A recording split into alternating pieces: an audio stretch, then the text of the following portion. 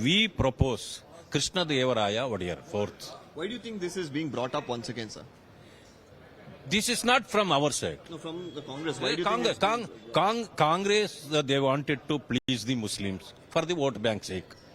So, often and often hour they raise all these issues. Whenever we are quiet, immediately they will bring the Tipu Sultan or some other Muslim issue to create some confusion among the people. So that definitely Tipu Sultan means we definitely go against that name. That is what they are doing all this. What the Wadiyar dynasty has done to Mysore, and we can see the instances even today, colleges, the dam, even in Bangalore, the market and everything. This is done by the Wadiyar dynasty. Now the Congress government and Mr. Prasad Abbayya, he has nothing to do with Mysore. It is already, the airport has been constructed and everything is done. They're just trying to please a certain community, a certain sect, which is not the right way to go. It is with everybody, to have communal peace and, for all communities to live together in this country. But what they're trying to do is only trying to please a certain community, which is not the right way to go forward, is my personal opinion on this matter. Tipu issue was brought up in the assembly once again by Mr. Prasad Abbayya wanting to rename the Mysuru airport after Tipu Sultan. What do you make of that, sir? See, the Congress leaders, they always believe in appeasement of minorities. Whether it's Tipu issue or any issue relating to minority, they always believe in vote politics.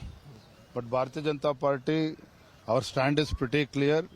We are not going to buy their argument. Bharatiya Janata Party will take up this issue to the streets. Now, Abbayya's proposal comes a day after the Karnataka Assembly unanimously passed a resolution recommending the union government to name 4 airports after prominent personalities. Prasad Abbayya is within his rights. As a member of Legislative Assembly, he has got all the right to demand to name Mysuru Airport after Tipu Sultan. He has demanded. It is for the government to decide whether to name it or not. Now, Tipu Sultan has been a polarizing figure in Karnataka politics for well over a decade now. Remember, the first instance was back in 2015 when the then Chief Minister, Siddaramaiah, ordered Tipu Jayanti celebrations across the state on November 10th. Now, the announcement clearly had led to violent clashes in regions where the ruler has been accused of mass murders and forcible conversions. Tipu Jayanti has been a controversial topic since then. Now, with the BJP government even cancelling the event in 2019. Now, with the Congress suggesting a name change of a prominent airport after Tipu Sultan, political fireworks are flying off as expected.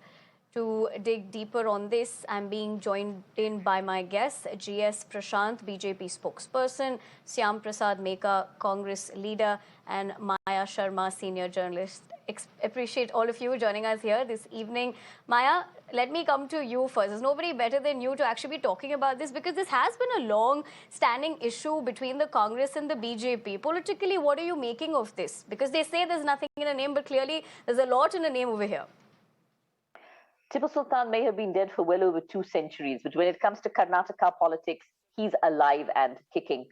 The name is invoked very, very often, it's by the BJP or whether it's by the Congress.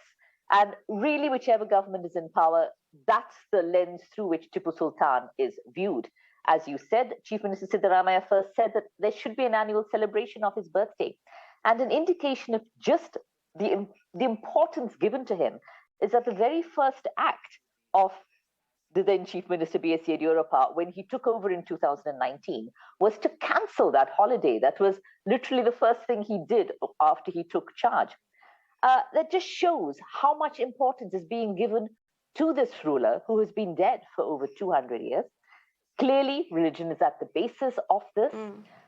Whether he's viewed as a freedom fighter, which is what the Congress government insists, the Congress party insists, whether he was a tyrant, which is what the BJP and the right-wing parties insist, he's really been brought to the forefront of Karnataka politics for years now.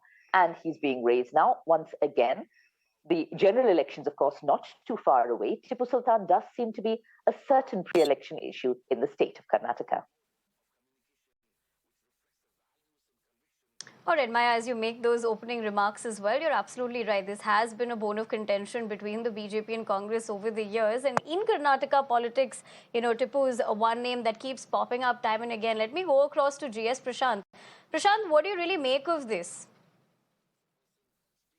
Nivedana, there are two sides to this story. One, definitely the appeasement politics followed by Congress. The other, you have to remember, Congress also uses this not only as an election gimmick or vote bank politics, but to divert people now. They have fallen short on law and order. They have fallen short of governments. And now to divert attention from people, they're trying to bring in this bigot Tipu Sultan and invoke the people's sentiments. Because history suggests that Melukote in Mysuru district or Mandya district does not celebrate Deepavali because Tipu Sultan was on record massacring and killing people, and he committed atrocities on women there. It is on record. Therefore, people in Melukote do not even celebrate Deepavali, one of the top festivals for Hindus. Be that as it may, as a diversionary measure now, to appease a section of the society, they're doing this. They talk ill of Sanatana Dharma. The Karnataka Home Minister says Hinduism, nobody knows when it was born, and a Congress ally talks about Sanatana Dharma being dengue and further other diseases. And now you have these scams happening in Congress, which Congress wants to divert. You have the cash for transfer scheme. You have the Kaveri water issue going on, which Karnataka government is siding with Tamil Nadu. You have the power crisis looming. You have the drought in Karnataka to such an extent that most taluks have been declared as drought hit. And now the icing on the cake for the Congress government is that when farmers committed suicide due to water crisis in Karnataka, this government celebrated 100 days of being in power. So to divert people from their failure and misgovernance, and High Court has come down heavily on what happened in the Belgavi incident. We should not be even discussing that. It is shame on the entire society what has led to that, and it's nothing but breakdown of law and order in Karnataka. To divert from all these things and to patronize a section of society for vote bank politics, Congress is bringing in Tipu Sultan. Tipu Sultan is a known bigot, and his communication to Zafar Shah in 1700s is very clear. He wanted to make Karnataka into a Muslim state. He replaced Kannada with Persian script. It is on record. It is not that BJP is not manufacturing this. This is what history we have been taught all this while, and to that extent we have to believe that if Tipu Sultan has done all these things, committed atrocities on women in Karnataka, do you think that we should stand by that and say that, look, he has committed atrocities on Karnataka women and we'll rename an airport on his name? No. Why have ODR's name? The contribution of the ODR family to Karnataka is much, much greater than the bigot Tipu Sultan. So we do not even know why Congress is patronizing such a man, except for vote bank politics. All right, Prashant, as you make those opening remarks, the party, of course, goes on to state that this is appeasement politics and also a diversionary tactic as well, and not concentrating on the issues that Karnataka is largely facing at the moment. Syam Prasad, would you want to counter that with the way BJP is also looking at this? And why Tipu Sultan? It could have been any other name. See, first of all, where is the controversy? Why we are taking up the time of the people of the country on a non-issue? There was a discussion that was happening in the assembly. What was the assembly actually, the recommendation that given by the assembly? During the discussion, Mr. Prasad Abbayya has proposed his own idea, right? He has every right to do so. Now, let's leave the stuff who is a bigot to what extent, and which king for that matter, which king or queen is a saint in this country, right? All of them are tyrants, right? Why are we celebrating them? We don't need to. Okay. That's my opinion. Similarly, Mr. Prasad Abbayya might have his own opinion. Why do we want to waste the time of the people and the attention, drag the attention on this issue? Because don't we have anything else? Don't we have any people's issues to discuss?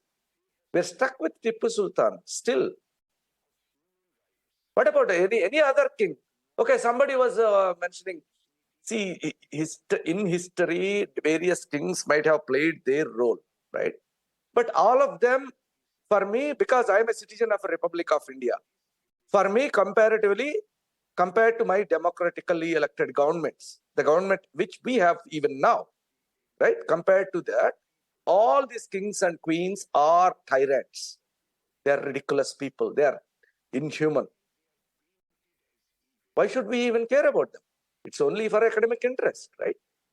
So instead of that, you want to make them as, say, one to one community, another to another community, as if doing something in the name of Tipu Sultan will appease Muslims. That's what they are saying. So that means all Muslims will say are huge fans of Tipu Sultan. Which Muslim in this country has time to talk about Tipu Sultan? They're busy with their own daily affairs. That's what the people of the country is busy with. These are non-issues. BJP, because they lack any political agenda, they lack any vision for the country, they keep talking about such issues and raking controversies about these issues. Okay, so basically you're saying that, Prasad Abbayya put forth his point, and everyone, of course, has the freedom to do so in terms of how they want to look at it. Of course, Prashant countering that one. Prashant, as far as this is concerned, how Syam Prasad Meka looks at it as well, what do you have to say about that? This again shows the mindset of the Congress to please Tipu Sultan and to conduct appeasement politics by pleasing a particular community. He is going on record to say all kings were ridiculous and nothing, which means is he demeaning Chhatrapati Shivaji Maharaj? Is he doing it? Is he going against Sangoli Rayana? Is he talking ill about Onake Obawai here?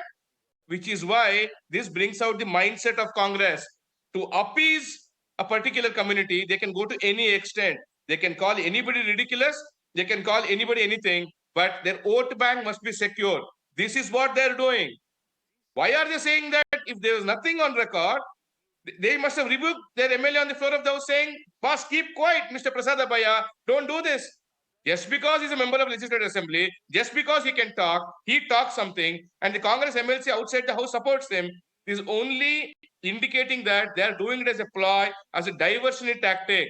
Appeasement definitely is on their agenda, and also to divert people from the issues, they're doing this. Otherwise, which sane man on earth would support a bigot who has committed atrocities on women and say that airport has been named after him?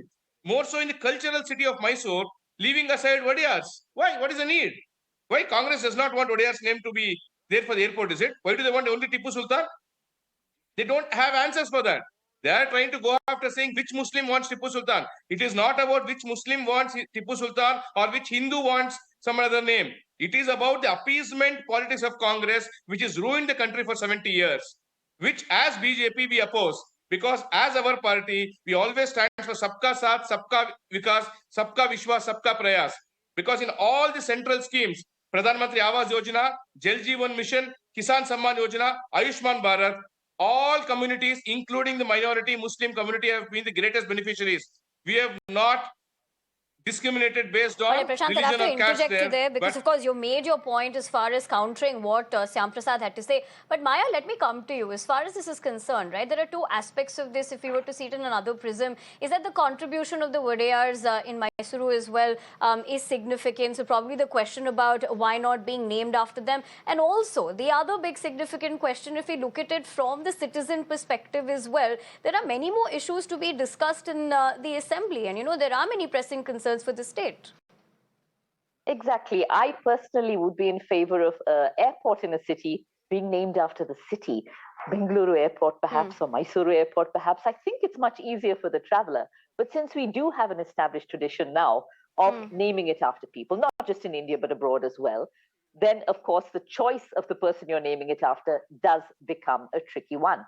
I don't think this issue is something which is really on the minds of the people at large. It's very much on the minds of politicians. Tipu Sultan is a historical figure. No, he was probably not a saint.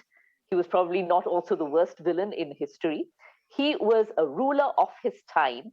He committed things which would be viewed with horror today. He also did things which are being admired today. He was considered a freedom fighter by the Congress party. He has certainly been responsible for some terrible things as well. He was a human being. He was a man, a ruler of his time. There can be really nobody who is perfect, who could be. Like I said, I would much prefer airports to be named after the city. But in this case, this is really not an issue which is in front of the mind of the people of Karnataka, whatever people may think. I remember Yogi Adityanath coming here and campaigning, and he kind of made it a Hanuman versus Tipu Sultan issue.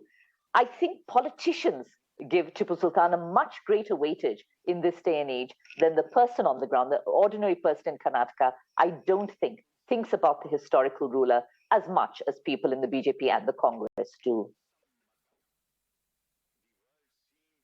Fair enough, Mayan, and probably that's exactly how a citizen at this moment in the state of Karnataka would obviously be feeling as well. But I appreciate you as well as Prashant and Syam for joining us on the broadcast and sharing with us your perspective as to how one is looking at this controversy. We'll leave the conversation at that.